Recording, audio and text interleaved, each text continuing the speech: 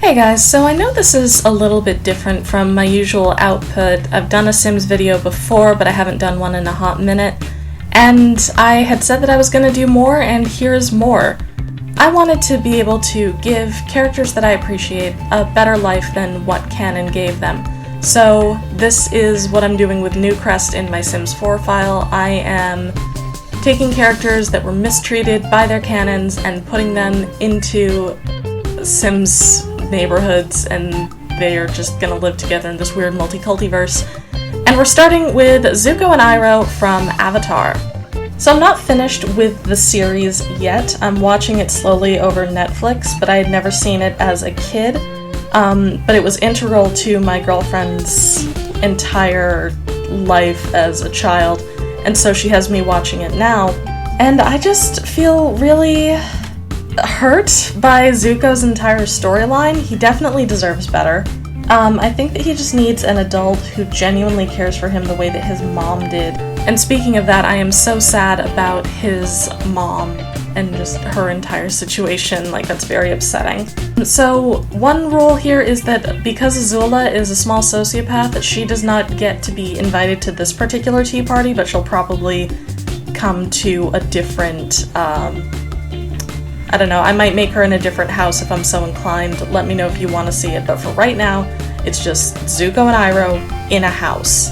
While I was making Zuko, I knew that I wanted to build something close to Season 3 in design, so I wanted him to have like that nicer hair, just kind of not look so war-torn. I gave him and Iroh some very modern and Western clothing, and I'm probably going to do that to the whole neighborhood as we go.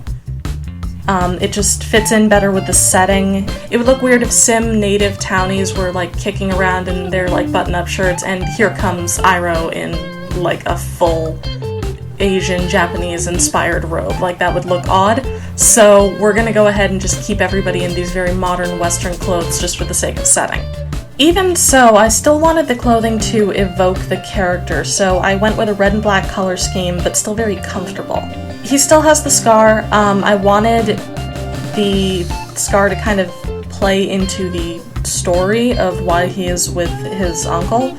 And the reason that I have in my head is that he's living with Iroh because he basically stood up for himself and got away from the abusive side of his family, which I include in the family tree later. I used an Azula by SirSimALot and an Ozai by XX. Both of those are in the Sims 4 gallery, so if you are interested in seeing them, you should go check those out. I also gave Zuko and Iroh barista uniforms because they work in a tea shop that they live above, and that's gonna be relevant when we start actually getting into the build of the house. But for right now, I have it in my head that Iroh owns a tea shop, Zuko lives with him, they both live above the tea shop in which they work. So, next we need to talk about Iroh. I see why he's so important to a lot of people's childhoods. Even as an adult, I think that there's a lot to learn from Iroh about empathy and integrity regarding, just his entire role taking care of Zuko and trying to provide a positive role model for Zuko. And I just really enjoy their relationship. I think it's very sweet. So I knew that I wanted him to be Zuko's guardian. And you can never underestimate the power of hot leaf juice. So, of course, we had to have him live above a tea shop, which is totally fine. I feel like he'd be down for that. Making Iroh would be impossible to do without specific custom content for his hair, so I ended up taking some liberties. But the most important part to me was that he looked kind. I could have gone looking for the custom content the same way that I did with Zuko's scar, but if we're honest, I have no idea what Iroh's hairstyle is called or how to look for it, so it just gets to exist. I also wanted his clothing to be very comfortable, so he's in a lot of robes for even formal and everyday wear. He's in like robes and bathrobes, which I thought was kind of fun. If I were going to take a second pass at him, I'd probably make him a little bit beefier, especially through like the arms and the legs. It's hard to convey different body shapes in Sims 4, so I couldn't really make him stocky the way that he is in the show, but I might download some mods and give that a second pass, especially if I figure out how to label his CC. But outside of robes and general body shape, comfort was the name of the game while I was designing Iroh. I'm not satisfied with you know, how he turned out, but I'm not sure how much better I could have done with this level of preparation. Obviously, if I had gone out of my way to find better custom content, I probably could have done a better job. But this is what I sat down with when I was recording, and this is what we have. I definitely could have gotten more CC for him, and I probably should have. I didn't. That's on me. I still think that he turned out okay. The general idea of wise old man came through, I think, and so I'm satisfied with the vibe, if not the actual appearance. So when building the house, I knew that I wanted it to be a tea shop that they lived above. I know that they have a tea shop in the show, but I haven't seen it yet. On one hand, this means that it's not going to look probably anything like the actual tea shop in the show, but on the other hand, it means that I got to be more creative with the design. In my head, why they even have a tea shop is that Iroh retired from military service and, you know, bought this tea shop and lives above it in this kind of 2-bedroom apartment. Before Zuko lived with him, he had the second bedroom as a study. And so he just kind of lived there for a while, and then Zuko was like, hey, home's not great, and Iroh was like, move in with me, so he did. So for the design of the tea shop itself, I was inspired by a coffee shop near where I used to live in the city. So there's this nice long bar, the back storage area isn't really walled off as much as veiled off. And there's the layout of the back counter I kind of had picked up from that other store. It was a really good place that I used to just kind of hang out, so I figured it would be nice to kind of immortalize it here. I knew that I wanted there to be chess tables and kind of a more zen feeling outside because of Iroh's whole thing with Paisho, and I just wanted the outside to be kind of this nice, welcoming, chill environment.